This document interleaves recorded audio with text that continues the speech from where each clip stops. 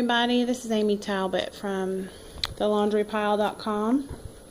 I have a beautiful planner, calendar, goal setter. This thing has all kinds of tools and options available for you. This calendar is made by Tools for Wisdom, and I really think they've got a ton of really good content in here. It's a spiral bound notebook. It has a plasticized cover that seems really thick and heavy duty, which is nice. As you first get into it, you've got your overview of the year, 2015, 2016, and places for making general notes. And then they have this really neat page in the front about areas of focus to kind of help you kind of think through, what goals do I have for this coming year? What do I want to be doing? What should my goals be? What should I be focusing on? Where do I need to be going? And then they have these goal pages. They have personal goals ideas and professional goals. What meaningful goals will help me improve my life? And what other goals do I plan to accomplish this year? So it's a great tool for sitting down and planning out your year and what's coming. And it has several of these pages. So, say you sit down, you plan for January, and then you're like, you know what? This is not the direction this year is going. I need to kind of change directions. So then you can sit down and do more specific goal planning. What am I trying to accomplish this year?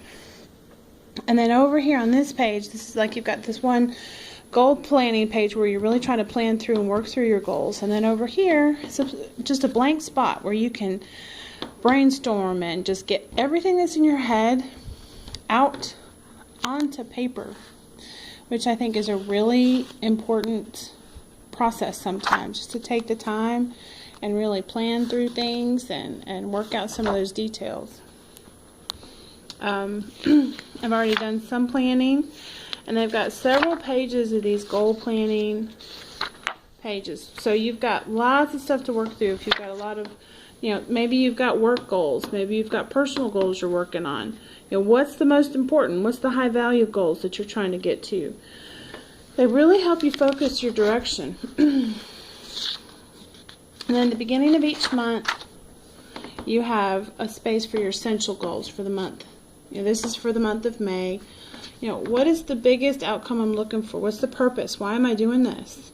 And then how can I get there? What do I need to do? What steps do I need to do to get there? So you kind of plan all that out and think through so that you can have a realistic thing that you're actually measuring by the end of the month. And then they have an overview of the month. So this again is the month of May that we're looking at. To help you kind of plan out your month and get an overview about what is going on. And then this is what I love.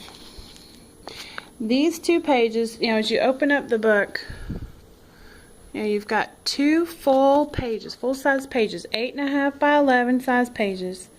And they have 3 days on the first page, and then you have 4 days on the second page. So the weekend days have smaller sections, but Monday through Friday, so I don't know if you can see this, but they have half-hour increments scheduled throughout your day. So you can schedule your time. Now for me, I'm on a really tight schedule. Let's go to June. I can show you what my schedule looked like for VBS week in June. We have a lot going on. As I'm sure you kiddos have a lot going on.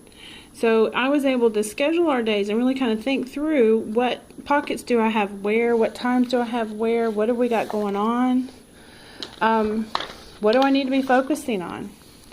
And so when you're looking at these individual time slots and you're planning things out, say one of your problems, maybe one of your issues that you're struggling with is, I don't have time to get that exercise in. How am I going to do that? Well, when you sit down and really plan out your day, maybe you can find 15 minutes at lunch or, get up 15 minutes earlier.